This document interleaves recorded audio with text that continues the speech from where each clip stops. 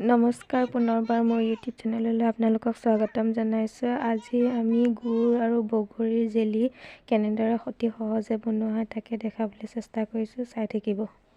এয়া অকণমান তেল দি পেলাই গৰম কেৰাহীত তেল দিয়া হয়, তাৰপিছতে পাঁচফোৰণ ঢালি দিয়া হয় আৰু শুকান জলকীয়া লগতে অকণমান টাইম ফ্ৰাই কৰা হয়। অলপ টাইম ৰাখি পেলাই এয়া শুকান জলকীয়া দিয়া হৈছে, অলপ টাইম ফ্ৰাই কৰিলেই হ'ল।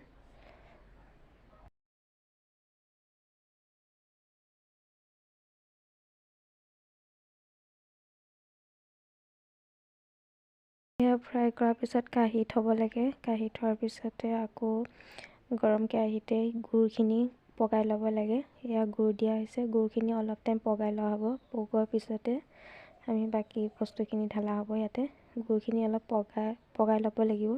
পগোৱা হোৱাৰ পিছতে শুকান জলকীয়া আৰু পাঁচফোৰণখিনি আমি আকৌ ঢালি দিলোঁ। তাতে ঢালাৰ পিছতে বগৰীখিনি আমি এনেদৰে ঢালি পেলাই আমি অলপ টাইম ভাজি থাকিলেই হ'ল। ভজাৰ পিছতে আমাৰ বগৰী আৰু গুড়ৰ জেলিটো হৈ যাব।